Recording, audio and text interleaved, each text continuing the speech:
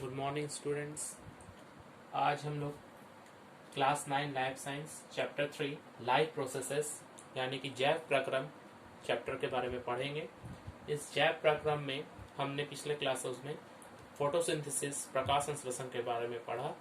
आज हम लोग रेस्पिरेशन या श्वसन के बारे में पढ़ेंगे। सबसे पहले रेस्पिरेशन या श्वसन है क्या? हम लोग जानते हैं नॉर्मली जब हम लोग सांस लेते हैं उसी को हम लोग श्वसन की तरह से समझते हैं, मगर श्वसन इतना सिंपल या रेस्पिरेशन इतना आसान नहीं है।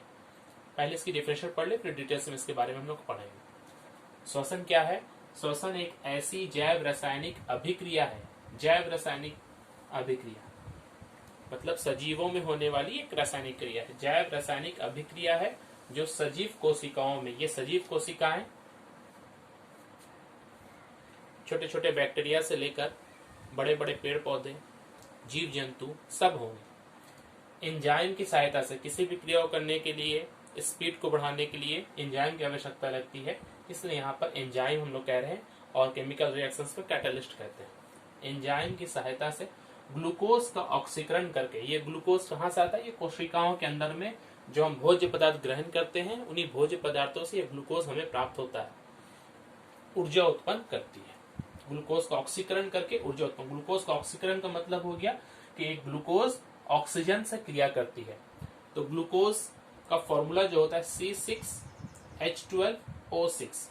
इसमें ध्यान दें 6 परमाणु कार्बन के हैं। ग्लूकोज में 6 परमाणु कार्बन के हैं। ये 6 परमाणु या पूरा ग्लूकोज का एक अणु 6 ऑक्सीजन अणुओं से मिलता है। एंजाइम की सहायता से ये ऑक्सीकृत होकर कार्बन डाइऑक्साइड और जल बनाता है। ये क्रिया होने के बाद जो ऊर्जा उत्पन्न होती है वो हम लोग देखते हैं 686 किलो कैलोरी। किलो का मतलब 000 1 2 3 6 8 6 000 कैलोरी, इतनी अधिक ऊर्जा उत्पन्न होती है। इस ऊर्जा को उपयोग जीवधारी अपने बाकी के क्रियाओं के लिए करते हैं, जैसे चलना, फिरना, पढ़ना, जो भी आप कह सके। यही है रेस्पिरेशन या श्वसन। अब ये रेस्पिरेशन या श्वसन ये किस तरह का प्रोसेस है? ये एक कैटाबॉलिक रिएक्शन है।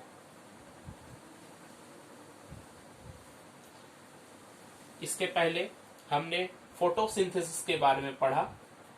फोटोसिंथेसिस प्रकाश संश्लेषण ये एक एनाबॉलिक है। हिंदी में अपचयी, उपचयी। एनाबॉलिक का मतलब होता है जिससे सजीव के भार में वृद्धि होती है, यानी कि कुछ नया निर्माण होता है। कैटाबॉलिक में क्या होता है? अपचयी। कैटाबॉलिक प्रोसेस का मतलब है सजीव के भार में कमी आती है, कोशिका के भार में कमी आती है। क्योंकि यहाँ पर देखिए ये कैटाबॉलिक इसलिए रेस्पिरेशन को कह रहे हैं क्योंकि कोशिकाओं के अंदर में जो ग्लूकोज है वो टूट कर छोटे छोटे अणु बन रहे हैं और ऊर्जा उत्पन्न हो जा रही है। तो एक तरह से कह सकते हैं उसके भार में कमी आ रही है। इसलिए रेस्पिरेशन जो है यह श्वसन एक कैटाबॉलिक प्रोसेस है। इसके पहले जो हम लोगों ने प्रकाश संश्लेषण पढ़ा, फोटोसिंथेसिस, या एक एनाबॉलिक या अपचयी क्रिया है।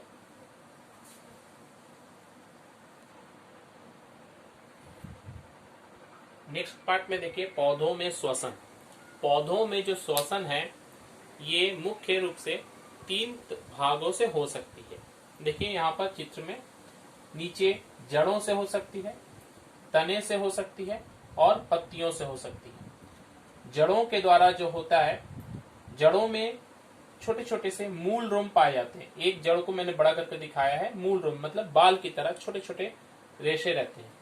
ये मूल रोम जो यहाँ पर मिट्टी के जो कण है इसके आसपास देखिए मिट्टी के कण है।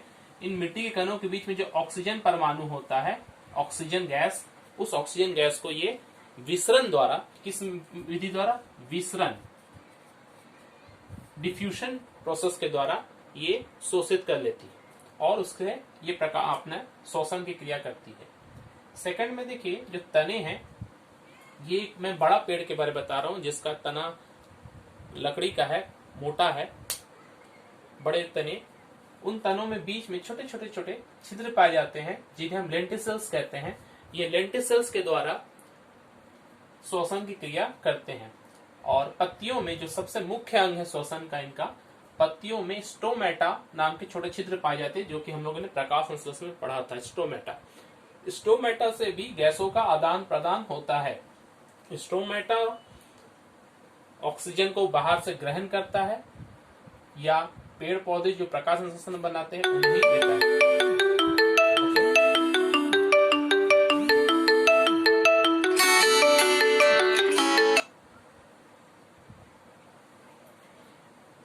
पत्तियों में स्टोमाटा पाया जाता है। स्टोमाटा से ही ये प्रकाश श्वसन की क्रिया करती है।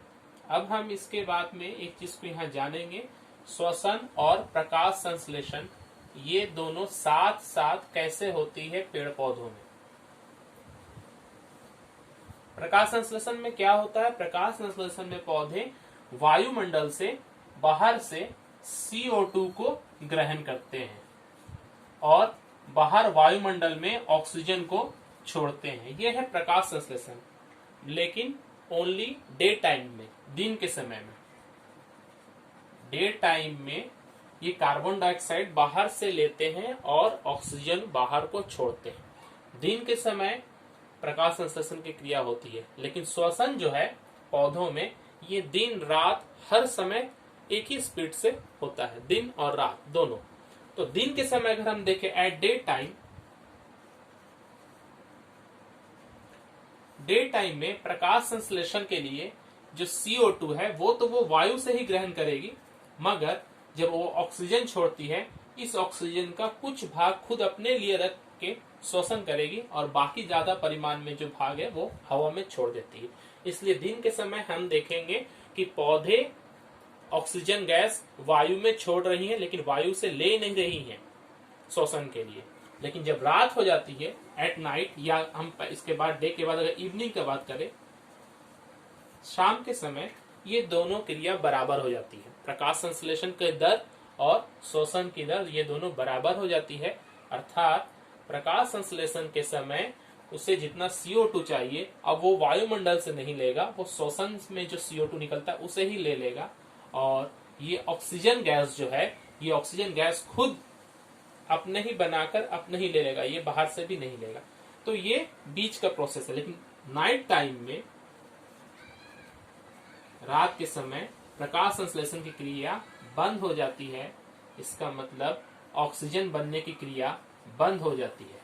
अब इसे ये ऑक्सीजन शोषण के लिए जो पत्तियां ये सब जो है, ये जो ऑक्सीजन लेती है ये वायुमंडल से लेती है और फिर वो CO2 भी रात में बाहर की तरफ छोड़ती है।